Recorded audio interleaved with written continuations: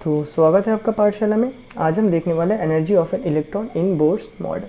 Okay, तो अब देखो, हमने ऑलरेडी बात किया था कि जो एनर्जी होता है ना एक भी एटम के साइड में, दैट इज़ यहाँ पे अगर पॉजिटिव चार्ज है, यहाँ अगर आपके इलेक्ट्रॉन्स मूव कर रहे हैं, ये डेरिवेशन मैंने पहले भी करवाया था टोटल एनर्जी वाला टॉपिक में, ठीक है।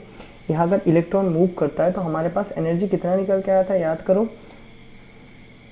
As we know the energy possessed by a revolving electron around nucleus is binding in nature.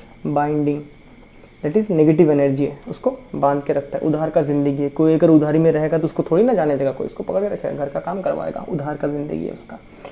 और वो टोटल एनर्जी जो हमारे पास आया था उस डेरिवेशन में, 5th या 6th डेरिवेशन था, मेरे को याद नहीं है, ये कुछ ऐसा आया था 1/8 E square divided by pi epsilon not R. क्या बात है, हमें क्लियर है। ऑल्सो लास्ट डेरिवेशन में ही जो हमने लास्ट डेरिवेशन किया था, चलिए क्या, जो हमने लास्ट डेरिवेशन किया था वहाँ मैंने आर का एक एक्सप्रेशन निकाला था, तो इसको लिख देते हैं। Also R is equal to N square H square epsilon nought divided by pi M E square. तो अगर तुम्हें क्वेश्चन है कि भाई जब एनर्जी का पता था तो हम लोग क्यों छेड़खानी कर रहे हैं, हम लोग इसलिए छेड़खानी कर रहे हैं क्योंकि हम बोर्स का एटॉमिक स्ट्रक्चर बना रहे हैं बोर्स के हिसाब से। तो वहाँ पे बोर्स तो पूरा प्रिंसिपल क्वांटम नंबर n का लेके बताते हैं, तो इसीलिए हम यहाँ पे n के साथ रिश्ता ढूंढ रहे हैं। क्या ये बातें हमें क्लियर है? डन है। तो अब हम क्या करते हैं, इस वैल्यू को यहाँ पे पुटअप करते हैं। डन। सो देयरफॉर जब मैं ई टी में इस वैल्यू को पुटअप करता हूँ, कितना आ जाएगा, -1/8 E square divided by pi epsilon not. R की जगह मैं इसको डाल रहा हूँ, that is N square H square epsilon naught डाल दिया, ए वाला पार्ट ऊपर चढ़ेगा, पाई एम ई स्क्वायर। तो यहाँ पे क्या क्या कट जाएगा, पाई पाई कट गया, ये तो रह जाएगा। दैट इज़ आप पे जो टोटल एनर्जी आ रहा है वो नेगेटिव तो नेगेटिव ही है, मतलब उधार का तो उधार का ही है, बाइंडिंग नेचर का है। और ई और ई मिल के E⁴, that is ME⁴ divided by, नीचे क्या बचता है तुम्हारे पास, एप्सिलॉन नॉट का स्क्वायर, n का स्क्वायर h का स्क्वायर। अभी अगर तुम ध्यान दो यहाँ पे, here 1/8 that is -1/8 mass of electron, charge of electron का 4 टाइम्स, फिर एप्सिलॉन नॉट का स्क्वायर h स्क्वायर। ये सब क्या है, एक कांस्टेंट वैल्यू है, मतलब इन सब के वैल्यूज हमें पता है, तो इसको निकालेंगे तो कांस्टेंट ही निकलेगा। तो ई टी हमारे पास कितना आ जाएगा, डायरेक्टली नहीं, इन्वर्सली प्रोपोर्शनल 1/n स्क्वायर के बराबर। एक ऑब्जर्वेशन आता है। अब देखो इस क्वांटिटी में क्या है, ये सारे चीज़ें का वैल्यू हमें पता है, खाली n स्क्वायर का वैल्यू को हम चेंज कर सकते हैं बोर्स के हिसाब से। तो अभी समझने के लिए मैं क्या बोलता हूँ तुम्हें कि ये जो वैल्यू है ना, माइनस को छोड़ के, दैट इज़ 1/8 फिर ME⁴ divided by epsilon not square और h स्क्वायर, इसका वैल्यू मान लो कुछ 40 है, 40 आ रहा है कुछ। So therefore energy in the first, जब मैं इनका वैल्यू 1 रखूँगा तो फर्स्ट ऑर्बिट में एनर्जी कितना आएगा, ये सारा का वैल्यू मैंने कितना लिखा, माइनस को नहीं लिखा था, सारा का वैल्यू मैंने कितना लिखा, 40 लिखा, तो 40/1 तो कितना आ जा रहा है, खाली 40 जूल फर्स्ट वाले ऑर्बिट में। सेकेंड ऑर्बिट में एनर्जी कितना आएगा, नेगेटिव का नेगेटिव लिख दिया।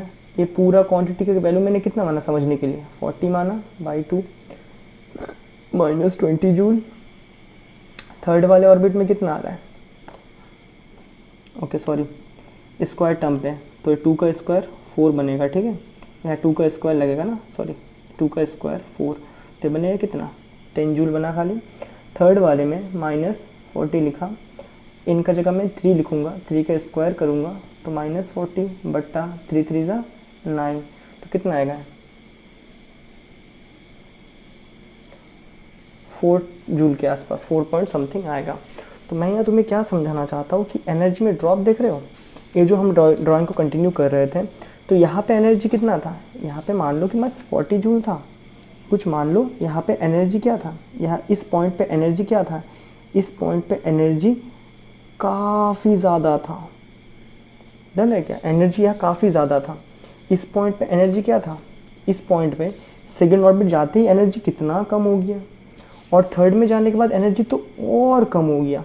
पल्ले पड़ रहा है क्या। तो थर्ड जो हमें यहाँ पे इंपॉर्टेंट ऑब्जर्वेशन मिलता है, दैट इज़ जो एनर्जी है वो इन्वर्सली प्रोपोर्शनल है n स्क्वायर के साथ। तो यहाँ पे तीन important, radius principal quantum number के साथ डायरेक्टली प्रोपोर्शनल है, वेलोसिटी 1/n है, और एनर्जी 1/n स्क्वायर है। That is as the principal quantum number increases, Bohr's के हिसाब से जैसे प्रिंसिपल क्वांटम नंबर इंक्रीज होगा, principal quantum number increases, energy of an electron deplete by 1/n square time से deplete होता है, धड़ करके घटता है, मतलब तगड़ा घटता है एकदम। यहाँ तक हमें बातें समझ आता है क्या, ठीक है क्या। तो ये था मोटा मोटा आइडिया आपका एनर्जी के बारे में। अभी देखो जैसे कि हम समझ गए तो कोई दिक्कत नहीं है। अब देखो अभी मैं असली वाला पार्ट लिखता हूँ तुम्हारे लिए, ये तो समझने वाला पार्ट था, ये तो समझ गए तुम सिंपल भाषा में। अभी क्या करो, ये जो वैल्यू है ना ये कांस्टेंट है, ठीक है, एंड सब्स्टिट्यूटिंग द वैल्यूज़ जब हम इसके सारे वैल्यूज़ को पुटअप कर देते हैं ना तो हमारे पास कितना आता है, इसमें सारे ओरिजिनल वैल्यूज़ को जब हम पुटअप करते हैं तो ये हमारे पास निकल के आता है -2.18 इंटू 10⁻⁻18 जूल/n²। डन है क्या। अभी बहुत ही छोटा एनर्जी है, छोटा एनर्जी को हम इलेक्ट्रॉन वोल्ट में लिखना पसंद करते हैं। तो इलेक्ट्रॉन वोल्ट में लिखने के लिए मैंने क्या बताया था, जब भी तुम्हें कोई चीज़ को इलेक्ट्रॉन वोल्ट में लिखने का दिलचस्पी हो जाए तो क्या करो, उसको इलेक्ट्रॉन के चार्ज से डिवाइड कर दो, -19 इंटू n²। जब इसको यहाँ पे कर देते हो इस चीज़ से डिवाइड तो तब तुम्हारे पास आता है वो 3.16 वाला, that is 13.6/n² electron volt, वो भी नेगेटिव नेचर में। डन है क्या। तो ये आता है एक्सप्रेशन, तो मैंने समझने के लिए करवाया था बस। पल्ले पड़ा क्या तुम्हें, यहाँ तक तुम्हें समझ आता है। अभी समझने वाला बात खत्म हो गया। नेक्स्ट टाइम मैं इस वैल्यू को लेके इस डायग्राम में मॉडिफिकेशन करूंगा नेक्स्ट वीडियो में, डन है। तो ये बातें यहाँ तक हमें समझ आता है। Quantum number increases, energy of an electron decreases by 1/n² and maximum energy is 0। Maximum energy 0 बनेगा। कैसे बनेगा, अभी देखो भाई, तुम इनका वैल्यू तुम कितना भी कर लो, इनका वैल्यू तुम कितना, अभी देखो सिंपल बात है यार, ये क्या है, नेगेटिव एनर्जी है ना, तो नेगेटिव एनर्जी है तो मान लो यहाँ -30 है, -20 है, -10 है, तो 0 आ जाएगा ना। तो मैक्सिमम नेगेटिव में बढ़ के कितना हो सकता है, हाईएस्ट नेगेटिव में बढ़ के 0 तक पहुँचता है। और यहाँ पे भी अगर तुम इनका वैल्यू इन्फिनाइट मानो, इन्फिनाइट प्रिंसिपल क्वांटम नंबर, तो इनका वैल्यू है इन्फिनाइट, 1/∞, तभी 0 बनेगा। डन है क्या। तो मैक्सिमम एनर्जी 0 होता है। डन, यहाँ तक बातें क्लियर। हमने यहाँ देखा था ना, वेलोसिटी कम होते जब 0 हो जाएगा वेलोसिटी, तब एनर्जी क्या रहेगा, मैक्सिमम रहेगा। पल्ले बड़ा क्या, डन है क्या। बड़ा सोचने वाला बात है। यहाँ वेलोसिटी क्या है, ज़्यादा है, एनर्जी ज़्यादा है, एनर्जी कम है, यहाँ वेलोसिटी ज़्यादा है, एनर्जी कम है, यहाँ वेलोसिटी मीडियम है, एनर्जी ज़्यादा है। काफ़ी कॉन्ट्राडिक्टरी लग रहा है ना तुम्हें काइनेटिक एनर्जी के साथ, कि कैसे हो रहा है, चमत्कार चीज़ है, सोचने वाला बात है। यहाँ वेलोसिटी सबसे कम है, एनर्जी सबसे ज़्यादा है।